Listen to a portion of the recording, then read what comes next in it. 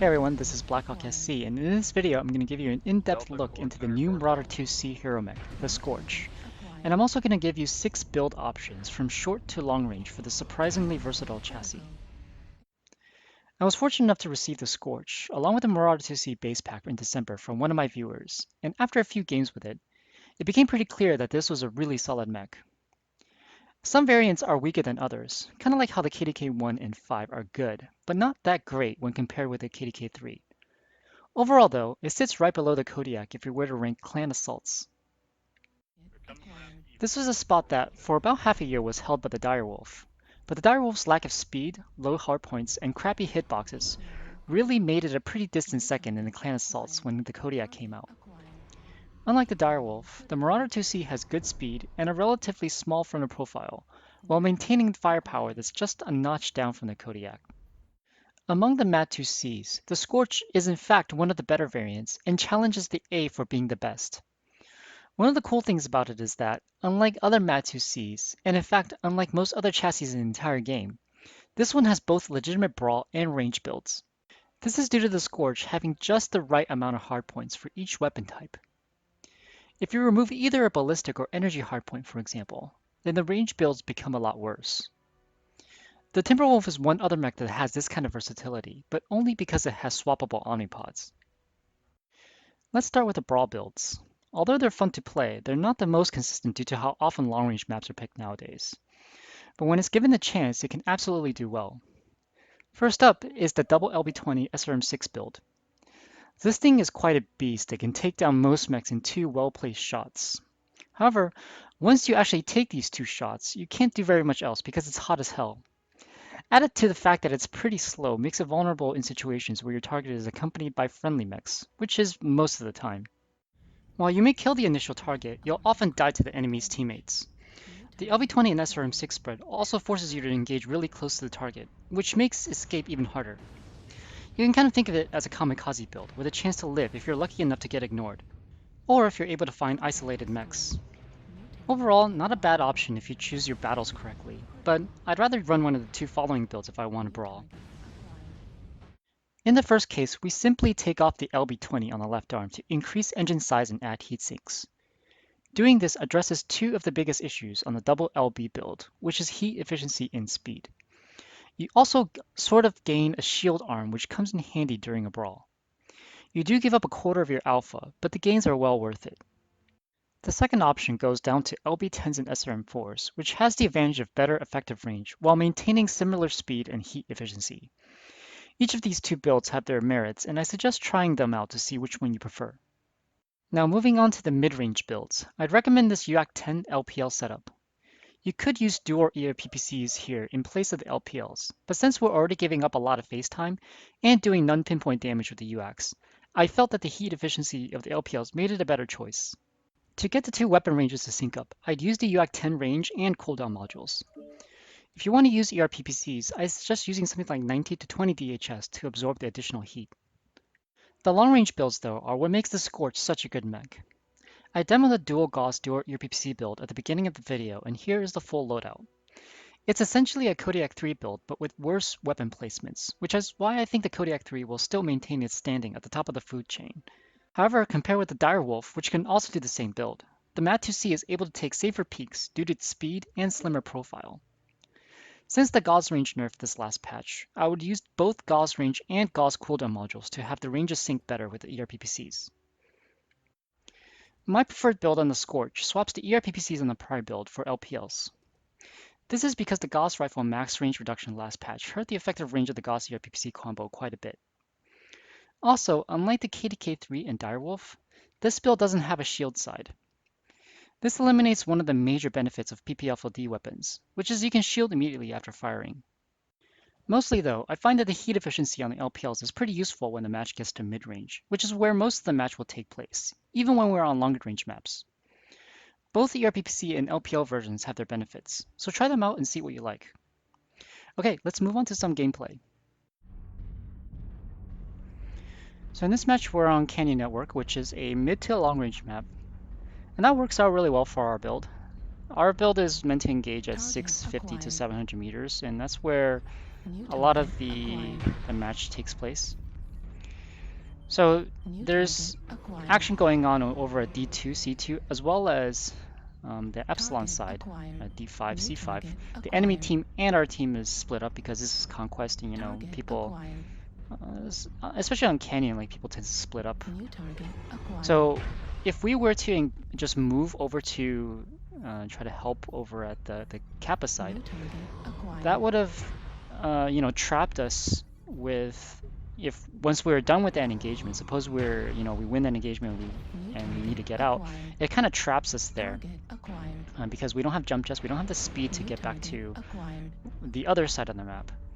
So by staying here, we're in a pretty good position to engage both sides. And that Raven got really unlucky. Yeah, just don't stand still in the light.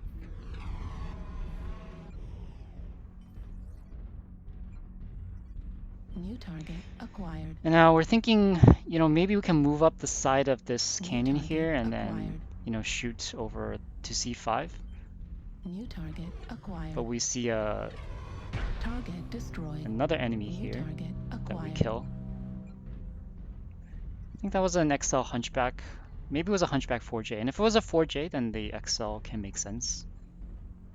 The IS LRMs take a lot of weight, so the XL is pretty useful in that build. But new target acquired. So I think that side is done. The right side is done now, so we can actually get back to where the action is, which is over Epsilon. New target acquired. Target acquired. New target acquired. And that is an LRM Warhawk, so I'm not too afraid of it looking at me right now. If you look at the loadout, it has only like LRMs and a couple of lasers, so I'm not too worried about that. Target acquired.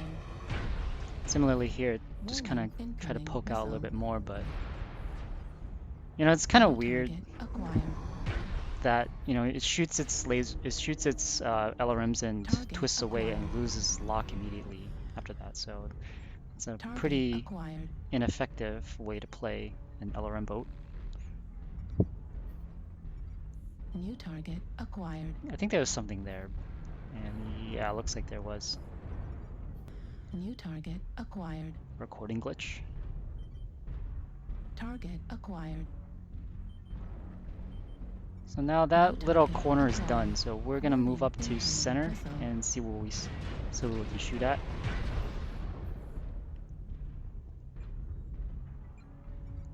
Target acquired. So we poked the Kodiak, which is not the brightest thing to do, the smartest thing to do, but we got away. Our right arm took our left arm took quite a bit of damage there, so we need to protect that Gauss rifle and twist to expose our right arm. If you don't want to get that Gauss rifle critted, because that will most likely take out your arm and your large pulse at the same time. I don't like the change in the last patch where we have to press Q to see whether the UAV is friendly or enemy.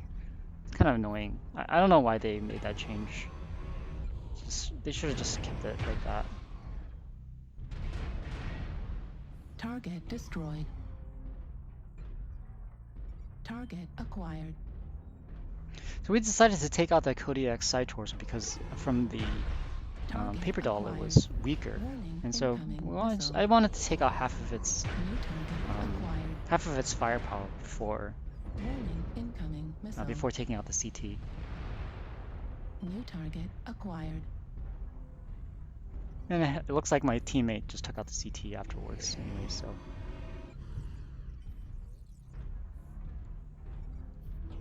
New target acquired. Target acquired. New target acquired. I think that's one instance of what I'm talking about, like using the LPLs as a targeting laser. At 25%. I can adjust my reticle such that it actually moves onto the target if I had it off at the beginning.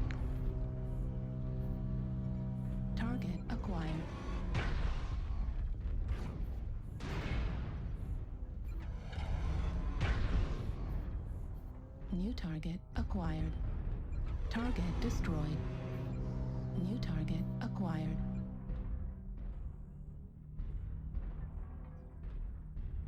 So our positioning has been pretty good throughout the map.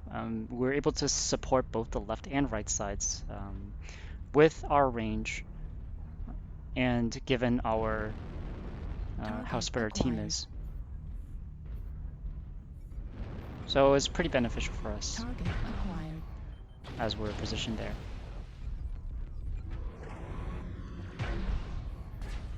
Now it's just time to clean up. Target destroyed. New target acquired. Target acquired. New target acquired. Gauss ammo depleted. Target destroyed. We do run out of Gauss ammo on this match, but if you want to take another ton of Gauss ammo, that's fine, I think. Maybe give up a heatsink or go lower on the engine size, perhaps. But I think 50 is usually enough.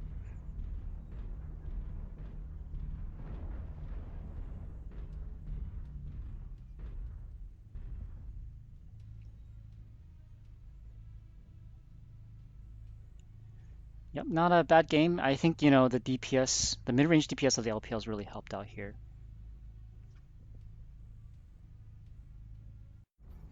Okay guys, I hope you will try out these builds and let me know what you think. I'm going to leave you with a short demo of the UAC 10 build because it didn't have a really good place to insert it into the actual guide. If you have builds that have been working for you, please share it in the comments below. Make sure to hit the subscribe button if you'd like to see more in-depth mech reviews, tactical guides, and gameplay videos. See you next time, MechWarriors.